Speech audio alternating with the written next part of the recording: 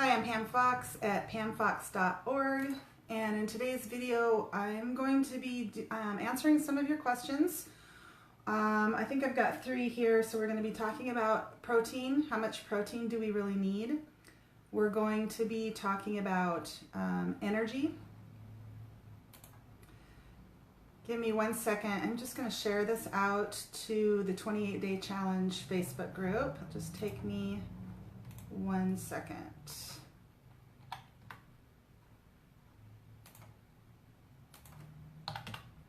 There it is, and share. And we're going to be talking about energy, so energy on a plant-based diet. So first of all, why this challenge? So we are doing a 28-day, so about a month long, plant-based diet and anti-reflux, which means we're eliminating all common trigger foods and ingredients. And so why do we do this? Why is this beneficial? So the whole point of it obviously is for healing.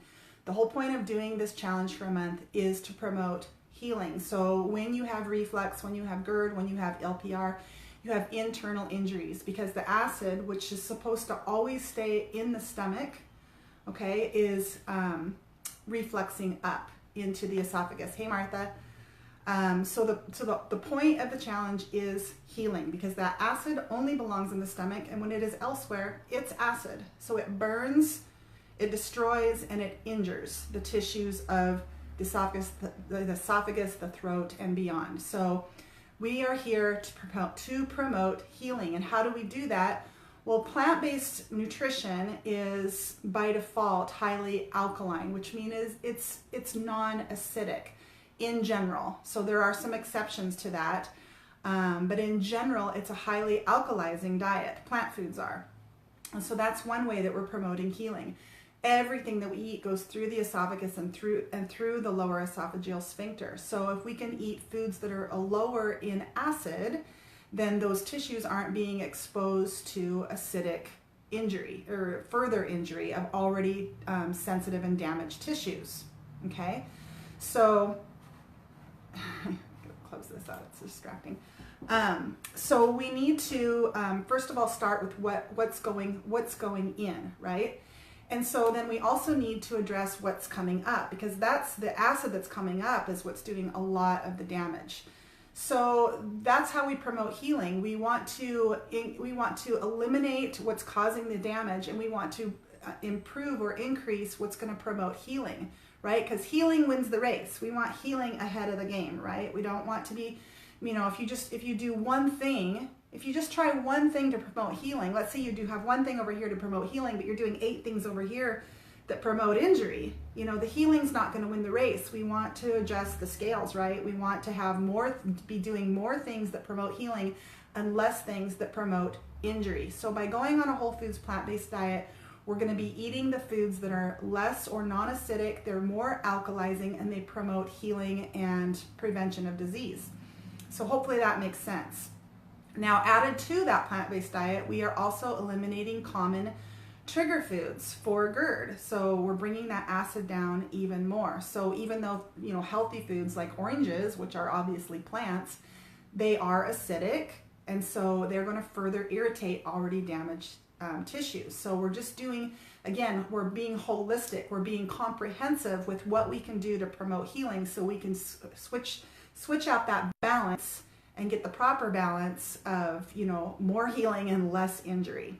Okay, so let's move on to protein. So that will be the number 1 question that people will ask you if you tell them that you're on a plant-based diet. Are we having a connectivity issue here?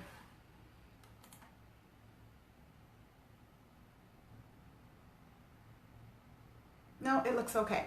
So protein. So how do I get my protein? So usually when people ask me this question, it's such a no-brainer, guys. It is such a no-brainer. If you're eating a variety and an abundance of plant foods, then where do you get your protein? Well, you get it from your food. Just simply speaking, you get it from your food, because all plant foods have protein in them. Did you know that? All plant foods have protein in them. So Some plant foods have more protein, some have less, but they all have protein in them. And so if you're meeting your caloric needs, which means you're getting in adequate amount of calories for who you are, your size and your activity level, and you're eating in abundance in a variety of plant foods, then you're easily meeting your protein needs. So how much protein do we need? So the experts and the research and the doctors that have been trying to figure this out for years have come to the agreement that we need about 0.8 grams of protein per kilogram of body weight. Okay, so for a person who weighs 150 pounds, they would need approximately 55 grams of protein per day. Now, you don't need to really worry about that. Again, if you're eating a diet that is high and abundant in variety of plant foods, you will easily meet your protein needs. Who says that we need this? Well, it's the World Health Organization. In fact, their estimates are even a little bit lower than that. It's like 0.66 grams of protein per kilogram of body weight. I took some notes here. The Centers of Disease Control, the Academy of Sciences, Food and Nutrition Board, they all agree that this is about how much protein we need, and it's not that much. It's about 5 to 10% of your daily caloric intake coming from protein. So it's just a little bit of protein is all the human body needs to ideally and optimally function. And as you probably know, there are a lot of fad diets out there that are very high in protein, very high in protein. And personally, I mean, I really worry about these people. I really worry about these people eating these very high protein diets. While I know a lot of them say they feel better on these diets, I personally think there's probably an explanation for that, and it's not the high consumption of protein. And we don't have any long-term studies for populations of people on high protein diets. I'll talk about that, Jeanette. Thank you for your question. I will bring that up.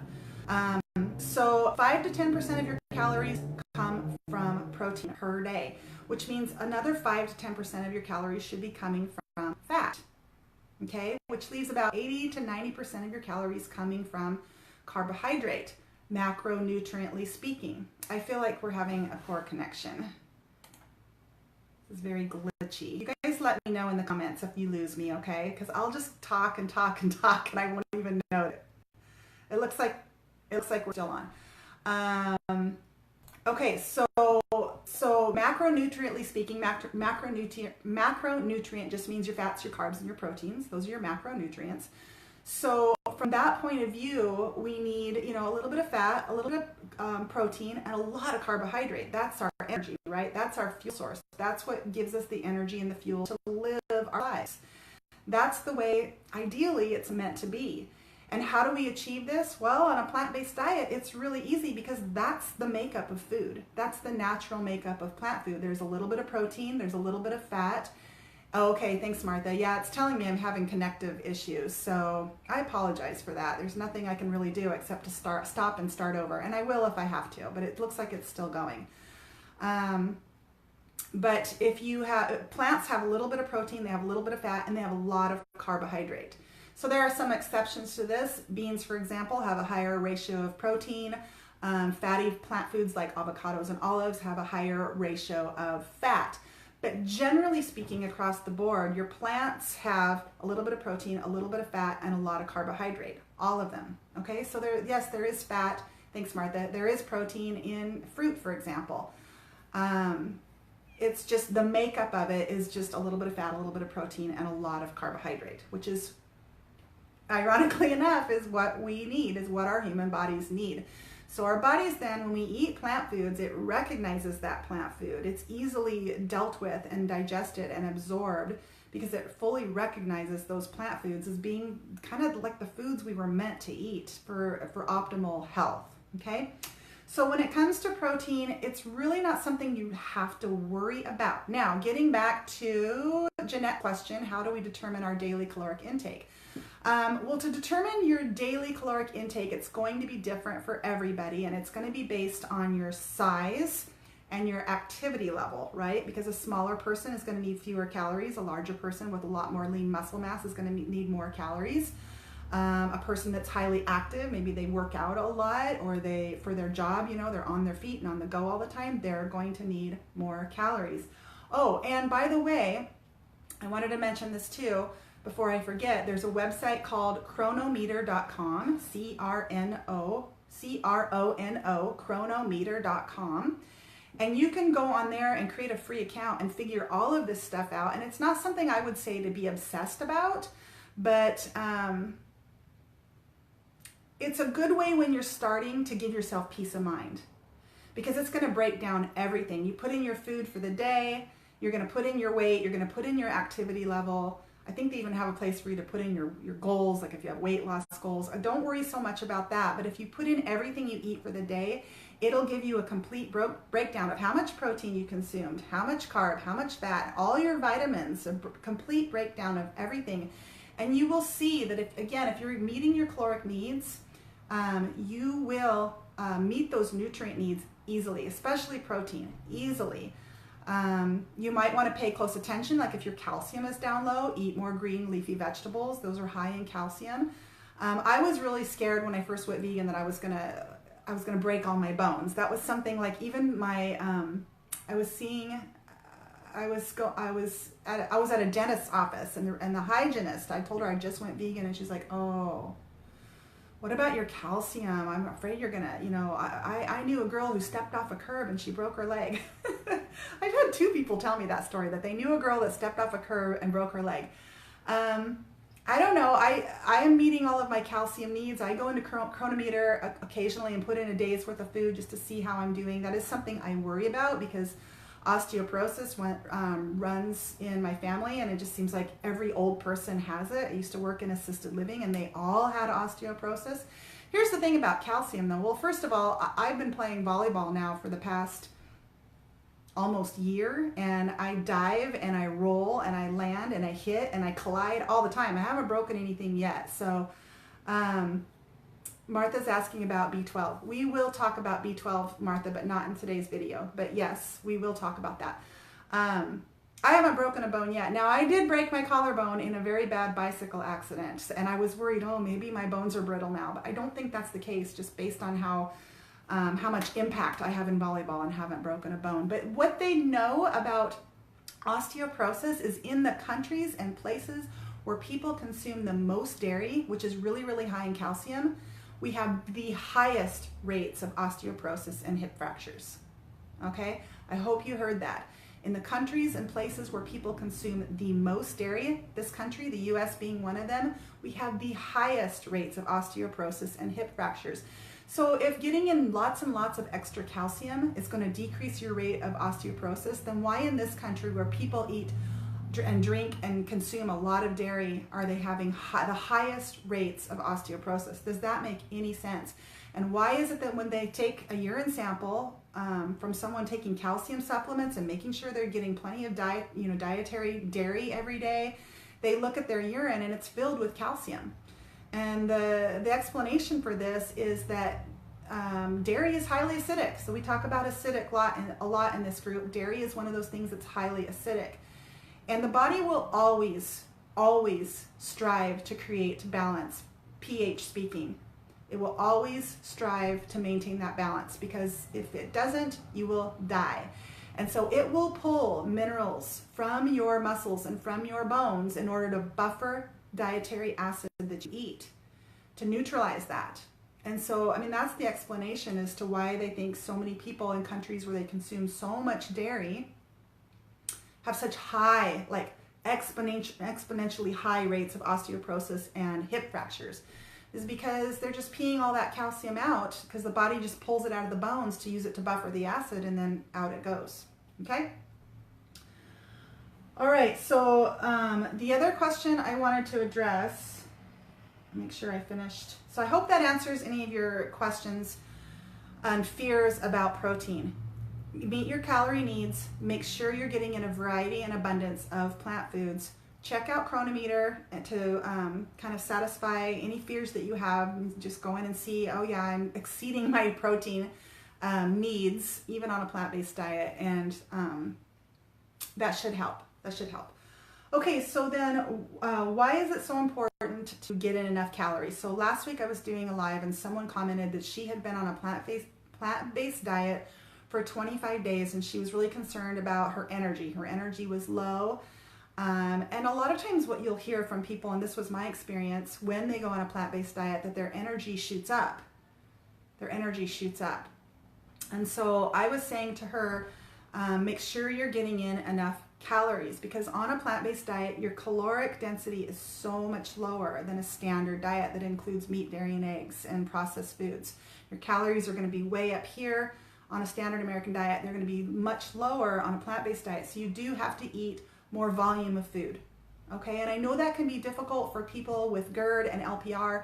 I know several of you have real difficulty eating as it is. You're losing weight as it is because you're not eating, because it's painful. And so getting around this can be tricky. And my best encouragement would be to, eat foods that are easily digestible, like smoothies and soups, and, steamed tender leafy greens and vegetables like squash, spinach, baby kale, broccoli, these kinds of things. Steam them so that they're well, they don't have to be mush, but so that they're well cooked. And eat foods like this that are easily digestible, and eat several meals a day, which I know a lot of you do already, because that is the recommendation for people suffering with GERD, LPR, delayed stomach emptying, is to eat small and frequent meals. So I'm talking, maybe you're eating 4 or 5 meals a day. You want to bump that up to 6 to 8 small meals a day. So just kind of grazing throughout the day.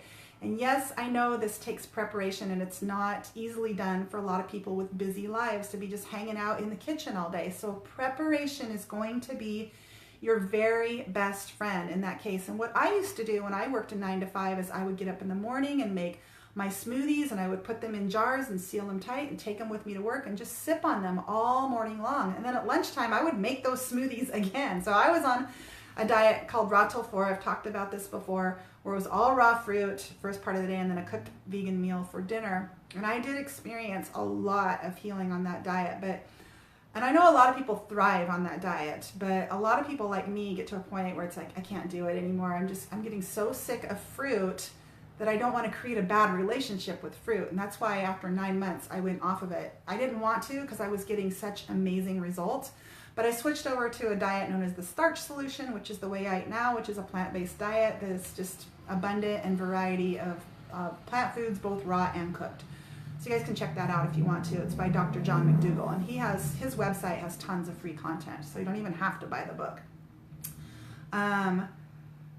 But yeah, my experience was that my energy just went sky high. So I was also bringing my foods to work. When I went off of Raw Till 4, I was bringing last night's cooked dinner to work. I would package it up the night before, so it was all ready to go. So Martha says that's what I was doing last year when I couldn't eat due to H. pylori. It was painful. Lost 30 pounds. Yeah, see, and Martha was able to heal her H. pylori, which is a very stubborn infection. So, partly she did that with juicing, and I believe celery juice to be specific, Martha. So that's something you guys can look into as well, is adding in healthy juices as part of your daily regimen. Smoothies, soups, these are all very easily digestible and are rich in healing nutrients, and nutrients that also prevent disease as well. So not only are you promoting today's healing, but you're preventing disease for the future. And you may be healing things in your body that you don't even know are there. I don't like to be a scaremonger, but when cancerous tumors are detected in the body, by the time they're big enough to be detected by modern day conventional detecting tests and methods, they could have been in the body for 5 to 10 years at that point. So really there's no such thing as early prevention, because by the time we can see a tumor, it's been growing there for quite some time. So by going on a whole foods plant-based diet, you may be addressing things that you don't even know about. So Martha says celery and cabbage. Excellent. So she was juicing celery and cabbage. And it sounds to me like that was what did it to help you get over that H. pylori. So that's awesome. I'm glad to hear that. So anyway, some people will experience low energy when going on a plant-based diet. Well, I think it's the more of the rarity and not the norm. And there can be a lot of different reasons for this. One I just mentioned is not getting in enough calories. But even if you are getting in plenty of calories, if you go on a chronometer and you see I'm getting in plenty of calories, there may be some underlying issues going on as well. So you're not tired because you're eating healthy food. That's the thing you don't want to allow yourself to get into that mindset. Well, I'm eating all this healthy food. It must be the healthy food that's making me tired. There's probably something else going on. And so it could be, like Martha, it could be an infection, H. pylori infection, or some other type of intestinal infection. It could be that you don't have the proper bacteria in your gut microbiome. And to me, this is probably the most common reason that people will continue to have bloating on a plant-based diet. They will continue to have cramping on a plant-based diet. They will have low energy on a plant-based diet. Is because they don't have the tools necessary to deal with all of this excess fiber. And so if you've ever, if you've been on a poor diet all of your life, or if you've taken a lot of medications, or if you've traveled outside of the country and maybe got a parasite, or if you've ever been on antibiotics, which is a lot of us, I'll answer your question, Patrice. Antibiotics, they kill bacteria. So they not only kill the pathogenic bacteria, they will wipe out the healthy bacteria as well. And for some people, they'll bounce back from that pretty easily. For others, it's very difficult to rebuild and recolonize that healthy bacteria. And the bacteria in your gut it requires, again, balance. There has to be balance. When they look at the gut biome, the makeup in healthy, lean people, they see a balance and a variety of many different strains, many different strains of bacteria. So it's not just a matter of getting in, all one type of really good, healthy bacteria. It's about variety. And on a plant-based diet, many people can achieve that variety, but some people can't. They need to recolonize those healthy populations in order to achieve that balance. Just like our solar system, for example, to sustain life on this planet, we need Jupiter, and we need the sun, and we need the stars. We need everything that's been put into place in order to sustain life. There's a balance. We see it in ecosystems, where, again, I talked about taking the wolves out of Yellowstone Park and how the park just began to die over a period of decades. They brought the wolves back in, and they couldn't believe what happened. Not only did the life start to come back, but the park started to thrive on all different kinds of levels. So there has to be that balance, and the same is true for our gut. We have to have a variety and a balance of healthy bacteria there, and they all keep each other in check, and they all have a different job to do. And so fermented foods is, in my opinion, the best way to restore those healthy colonies of bacteria. And to me, the easiest way to do that, the easiest, cheapest, and simplest way to do that is with kefir. You can make coconut water kefir. You can make water kefir, which is simple as ordering some kefir grains on Amazon. I think they're $8 or $9. You start them out. The directions are right on the package. I will do a video on this, but you can look it up right now. You can watch it on YouTube. It's just as simple as feeding those kefir grains some sugar in some water, some filtered clean water, letting that sit for a couple of days, and then straining off the grains. Keep your grains, because then you use them over and over and over, and then you drink the water. And those grains eat the sugar and ferment, and then provide the bacteria, and then you drink it, and they live and colonate within you. And for some people, it can take months to repopulate their healthy bacteria of eating these probiotics. So everyone's going to be a little bit different. It just depends how severely destroyed and out of balance your system is. For many people, simply going on a plant-based diet, because fiber is a prebiotic. It feeds the bacteria. But if there are certain bacteria that just have been eliminated and wiped out in your gut, you're going to have to repopulate those with probiotics. Okay? So Patrice asks, is it a good or bad idea to eat beans at every meal? Well, that's a really good question, and it really depends, Patrice. So beans are very high in fiber. They're very nutritious and extremely beneficial.